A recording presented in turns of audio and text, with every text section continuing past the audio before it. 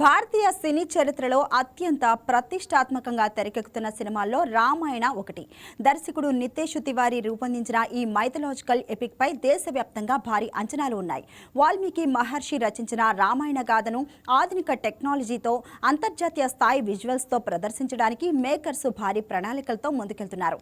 ఇప్పటికే విడుదలైన teaser social మీడియాలో మంచి చర్చకు దారితీస్తుండగా ఇప్పుడు ఈ సినిమా కాస్టింగ్ కు సంబంధించిన మరో ఆసక్తికర వార్త వైరల్ అవుతుంది. తాజాగా ఈ సినిమాలో ఈ రావణాసురుడి సోదరి శూర్పణఖ పాత్రలో స్టార్ హీరోయిన్ రకుల్ ప్రీతి సింగ్ నటించనుంది. దర్శకుడు నితేష్ తివారీ రూపొందించిన ఈ మైథలాజికల్ ఎపిక్ మూవీలో రణబీర్ కపూర్ శ్రీరాముడిగా నటిస్తుండగా సాయి పల్లవి సీతాదేవి పాత్రలో కనిపించనుంది.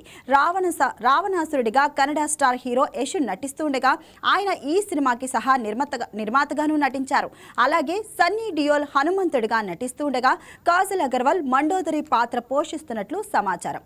ఇక అదేవిధంగా లారా దత్తా కైకేయులుగా, ఇందిరా కృష్ణన్ కౌసల్యగా కనిపించనున్నారు. సాధారణంగా గ్లామర్ పాత్రల్లో కనిపించే రకుల్ ఇప్పుడు రామాయణంలో కీలకమైన నెగిటివ్ షేడ్ పాత్రకు ఎంపిక కావడం సినీ అభిమానులను ఆశ్చర్యపరుస్తుంది.